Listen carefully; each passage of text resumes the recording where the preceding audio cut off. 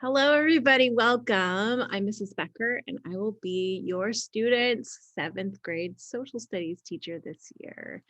So welcome to back to school night. I plan on just telling you a little bit about myself and about our classroom and some of the requirements that your students will have this year in my class. And feel free to send me email anytime that you have questions, and I'd be happy to get back to you and talk to each one of you individually, because can't see you in person this year, but you get to see me without my mask on. And so do your students here on this video, but I always look forward to maybe someday seeing them without their masks on, but their cute little eyes are looking at me every day. So it's a great thing to be back in the classroom, and I'm very excited for this year. So let's get to it. Let me show you around our class.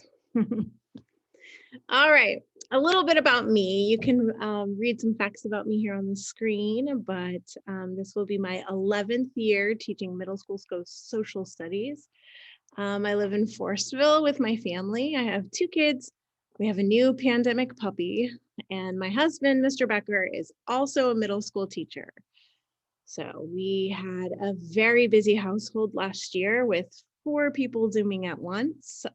So I can totally relate to the craziness that we all experienced last year. So again, I'm always here to help you if you have questions or if your student needs help. So feel free to reach out anytime. I'm a true history geek, and I love all things history, world cultures and religion, and hopefully I'll give some of that excitement to your student as well this year. All right, big picture. What is social studies in 7th grade? We cover a lot of things. History, of course, is one of them. We do also focus on geography and world cultures, world religions. But at the same time, we try to teach our students to become familiar with the tools of a historian, the different trades of people who gather information for historians, like geographers and sociologists. And we do also try to teach our students how to find accurate historical information and which sources are best trusted by historians. Okay, a little bit about 7th grade social studies in California. It covers the medieval time period, which is very exciting for kids that are 11 years old, 12 years old. These are things like knights and castles, princesses and samurai. We learn about religions spreading around the world, as well as trade routes and getting exotic items from one place to another. You can read here on the screen. Go ahead and pause the video if you'd like more details about our medieval theme in 7th grade. Okay, a big theme that we use in 7th grade social studies is the idea of grapes. And those are the concepts in which we look at every time we go to a new location in the medieval world. So every time we start a new unit or a new chapter, we will always look at the grapes of this new location and time period. So on the screen here, it tells you what our grapes mean. Your students are probably coming home this week with a song about grapes stuck in their head, but it stands for geography, religion, achievements, politics, economics, and social structure. It gives a real nice frame for us to look at different places, time periods, and cultures. And students get pretty good at it. By second trimester, they're ready to go to each new location and find the facts that will help them understand it better. Okay, let's get into some details. Some of the class materials that we'll use this year are 2 different textbooks. We have this big, giant, scary purple one called Pearson My World. This is the one that will go home with students, and they'll leave it at home the entire year. No, your student never has to carry their textbook in their backpack, only if they're going to grandma's for the weekend and they have homework. And this will stay at home for their use at home until June. When they finish 7th grade, they'll bring it back. And those are going home this week. So you will see this giant textbook coming home. We only use half of it. This is actually a 6th and 7th grade book combined. So yes, it reminds me of college textbooks, and it's a little bit daunting, but I tell the students not to worry because it's just half. We'll also use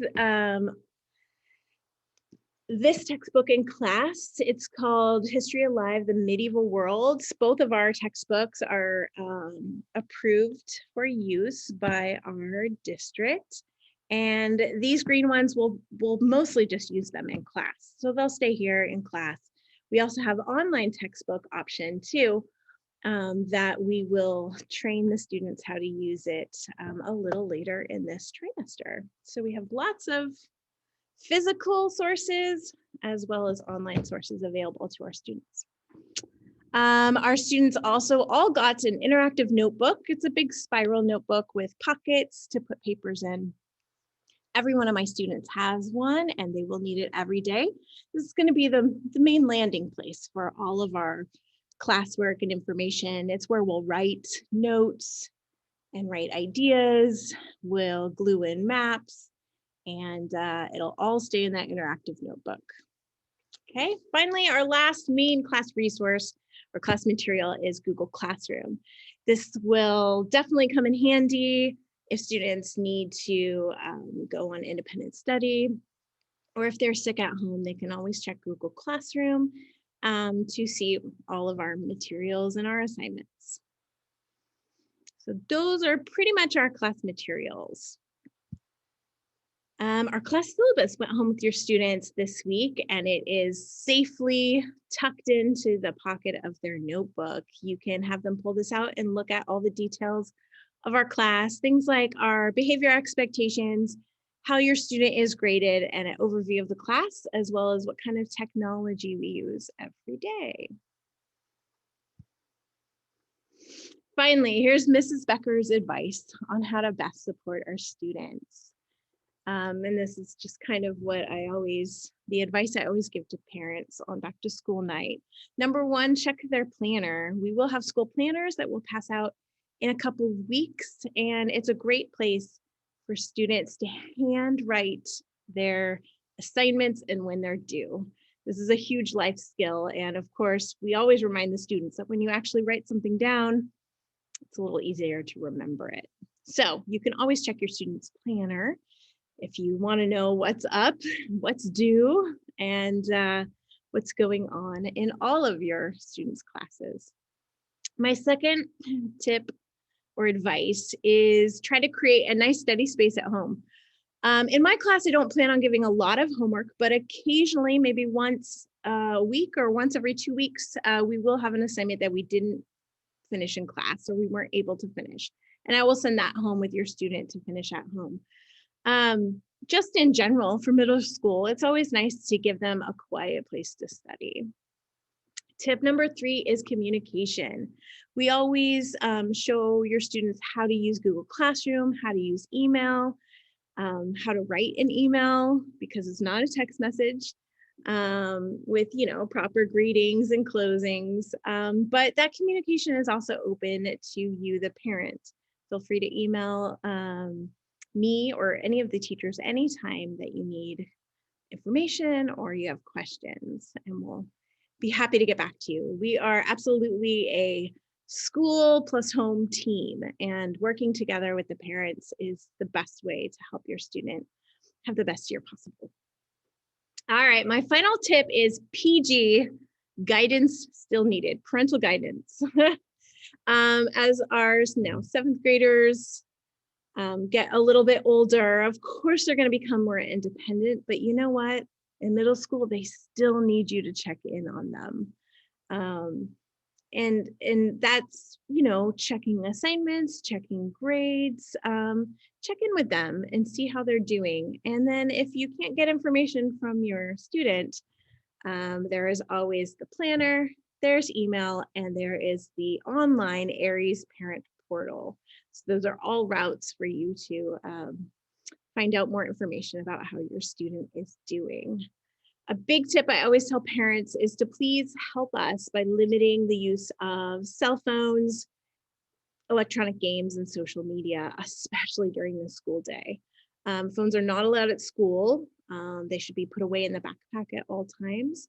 And they're huge distractions. So even at home, if your student is supposed to be doing homework, try to limit the distractions that, messages ticking off, social media alerts, even televisions will always draw your students' attention away from what they're doing. But definitely use technology as a reward. If your student is doing great and they finished all their work, absolutely give it to them. That's the best tip that I can give you for encouraging your student to focus on their work while they have work. And then when they're done, they can go for it. All right. So that's it. That is the update from room 3. I look forward to getting to know your students this year. It's a joy to have them in class. And I hope you all have a good evening. And thanks for listening this long. Have a good night, everybody. Bye.